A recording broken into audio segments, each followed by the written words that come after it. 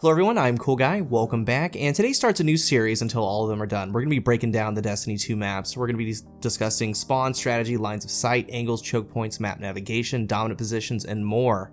There are also certain things about maps that you can pay attention to keep your awareness up. Some maps are going to be straightforward, some of them have a couple special things to them, and each video is going to be a little bit different because all maps deserve that. This one is a little bit longer, it's going to be the introduction to the series, so it should be pretty fun. We're going to be breaking down things like your opening scenarios from spawn, the routes that you can take, what your objective should be.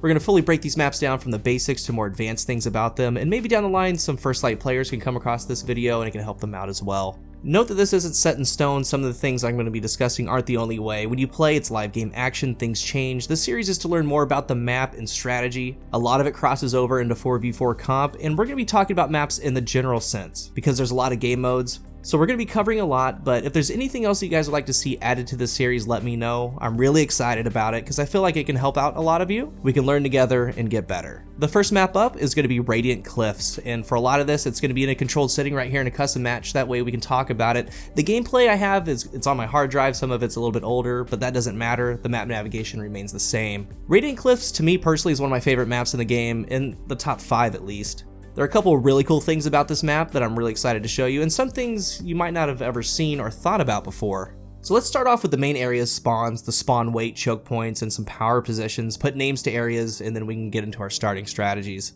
When we talk about spawns, we keep control in mind, and that isn't because of the actual game mode, it's because we can easily reference the starting spawns. No matter what game mode you play, it's always going to have a Seaside, an A-side, and then B area. With spawning, we talked about it in a past video. On the screen right now, we have a card to a Crucible tip video talking about map navigation and how spawns work. The main thing to remember is the system looks at each team and tries to place you on the opposite side of your enemy.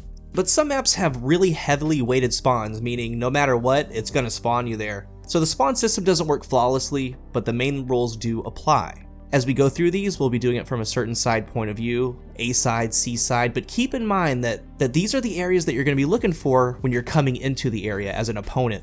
This is where players are going to be coming from, and this is where you should be looking for the spawns.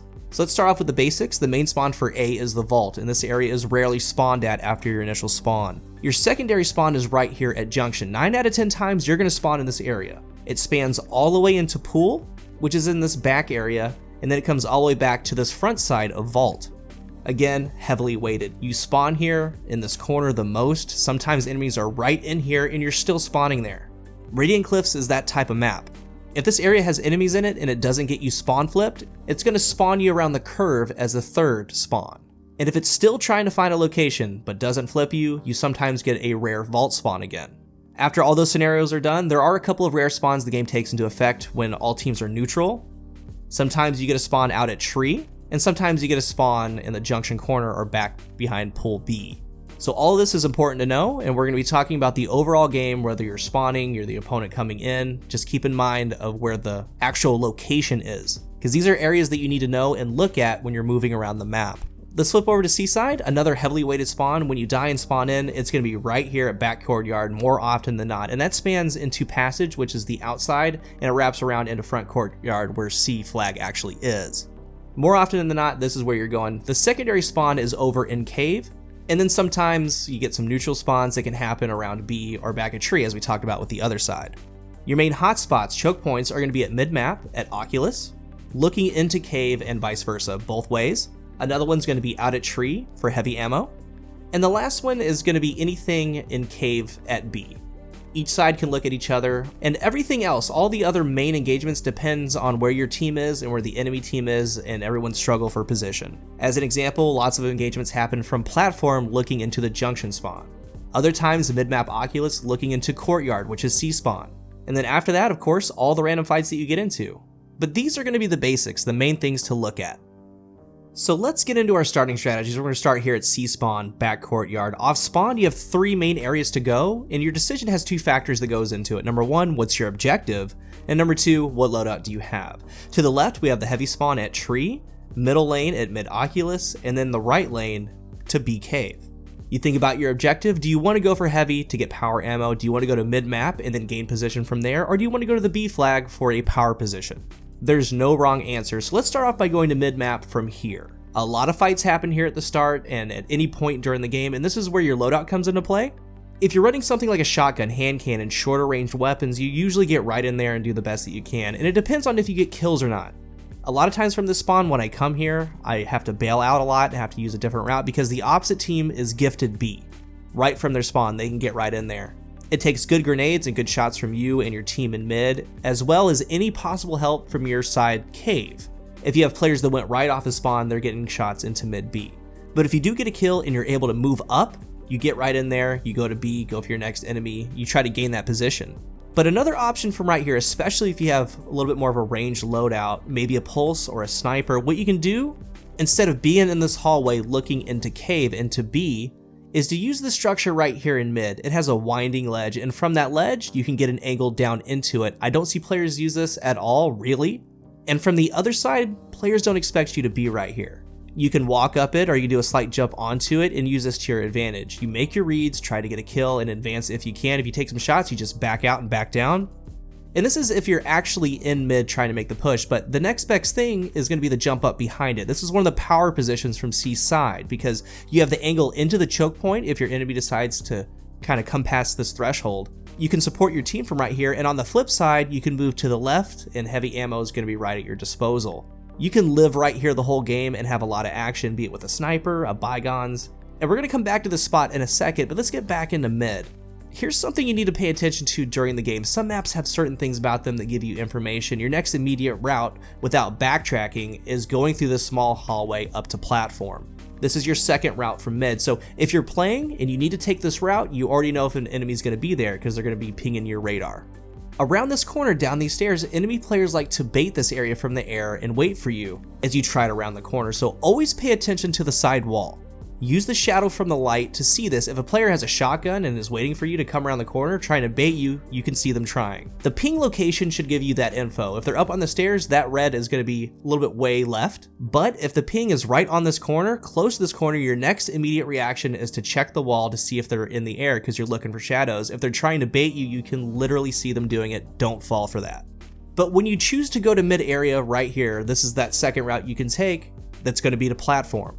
When you go to platform from Seaside, the objective here is to flank the players that have chosen on the other team to go for power ammo or heavy ammo, or you're just there to have resistance after they take alpha flag. That's why you go this route. When you think about it, when you rush all the way at the start of the game and go right to this spot, they're going to meet you at this platform. If it isn't control, the thought process still remains. You're playing to presence. It's your presence that's the real outlier here. Not necessarily that you're going to be making big plays, you're going to slay out, or they're going to be making some final stand.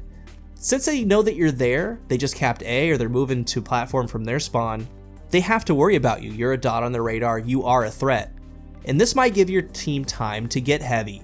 It's that hesitation that you're giving the enemy team, so make your reads, take out players on the platform, or at least try to occupy them. Now when you're on platform, your next play is to look into the junction spawn. If you don't have a ranged weapon, there's no reason to sit right here. This is, again, a heavily weighted spawn, and platform is one of the first places they look from their spawn. They're going to be coming right to you. So if you have a snipe pulse, you take your shots. If you have a short range loadout, if you choose to do so, your movement is going to be centered to this piece of cover right here in front of A flag. As you move, you're blocking out all the angles. You get close and try to hug this pillar. You need to know though that this area gets heavy. They can come from your left from the vault area. They're going to be spawning all over junction. They're going to be in back cave. So if you decide to be right here, you need to be sharp because you don't have a lot of options to get out. You need to think quick. Now the other option from platform is a little bit safer because you can make more reads, you have more cover. It's going to be to go down the stairs into the vault area around the curve. So that's kind of the starting strat and mid-game strat when you're using this, and that's going to be going this mid lane. Coming back to C spawn, if you decide to go right, that means you're going to be going to B, and it's going to be loadout dependent. If you have a range loadout, I suggest that you do the jump up in cave, because right here you have the cover to work with, you use your ranged option. If you get into trouble, you come back the same way that you came in. And if you do have that ranged option, even if it's mid-game, this is your first read. That way you can make your read. If there's nobody there, you can move up, but if there's some resistance, you have your ranged option to put in work. On the flip side, if you have a shorter range loadout, you want to be on the lower side and use this pillar for your cover and movement. Make your reads, and in a perfect world, a player's going to be with you at that top jump up that we just went over. That way you guys can work together and you guys can take the area. But when you do take B, the stairs is one of the most dominant areas on the map because you make yourself small, you use the stairs as a head glitch when defending players from mid-map. When you're here though, here's something to consider when you're defending. One of the safest areas you can be is hugging this wall right here. And meanwhile, you have your radar, they're gonna ping mid-map, they're gonna ping to your right if they're still alpha spawn. But since you're up against this wall, we have the structure in front of you that you can use at cover, and then you peek out left to peek shot. We have this box right next to you that blocks the angle from players trying to use that traffic lane. And then we have this other lane that's to the right that you're kind of open to. What's really nice is that there's some rubble behind you that props you up to look into that junction. It's a really good position. Now, the other good position is back behind B flag, which is kind of like a pool cave area. And that's gonna be more for sniping or using a scout rifle. Let's go back to C spawn and let's do our last route, which is going left for heavy ammo. If you're running a short range loadout, your best bet is to use the underneath lane. You hug this corner and turn it sharply, and then you start doing your dirty work with your shotgun or your fusion. This route takes away a lot of angles from your enemy, and when you turn that corner, you immediately have to start making your reads. You can jump up to platform, you can go left, you can go right. Now, if you have a range loadout, when I say range, some of it is still within the limits of hand cannon range, you just need to be cautious. We're gonna bring up this jump up area again, and it's what we talked about earlier. You can look into mid, you can go left, shoot onto their platform, you have heavy ammo right in front of you, you can be here a lot of the game. And the second option for the range loadout is to go out wide on the bottom.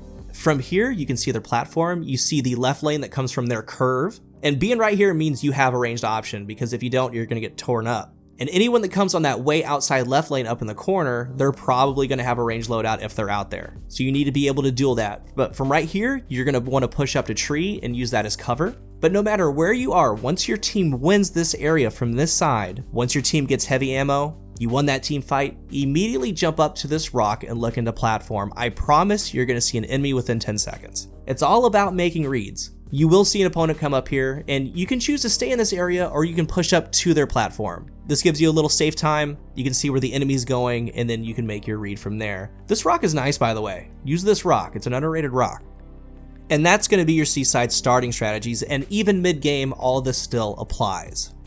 As we get into A spawn, a lot of it bleeds over reversed. From Vault, let's first start off by going right into tree where heavy is. If you have a range loadout, your best bet is to go to curve, an area not used too often, because you can take shots at the start, but your main goal is to get up to the rock and tree. And this is the area that you want to go after your team wins the team fight and you guys secure heavy ammo. In this area, you can see right into the spawn. They're gonna be coming after you, they have nowhere else to spawn at, and you can see every single lane they could possibly take at you, all 4 of them. And you have cover to work with the rock and the tree. This is the dominant position out here at tree from A side. Again, make your reads, make your movements from here. And as we go on, when I say make your reads, you can kind of stop here and assess the situation and then move, but always check from right here.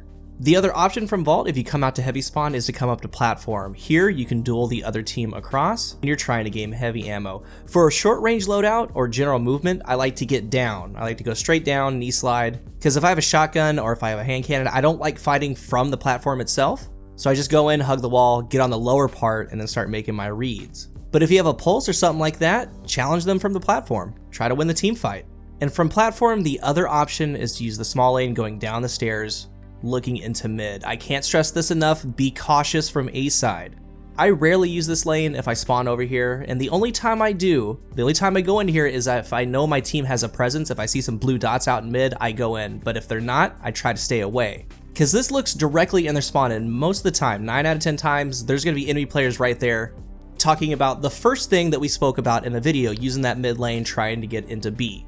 But this angle looks directly into their spawn, and if you get out into mid, you have multiple enemies usually, they're gonna be focusing you down because you're the only threat. If you do right here, peek it first, be very cautious. If the platform doesn't work out, and this is going back to the mid lane, you kind of double back, and you go to this area called Trench. From this side, again, you're kind of gifted B, and we discussed what you can do right here from B earlier.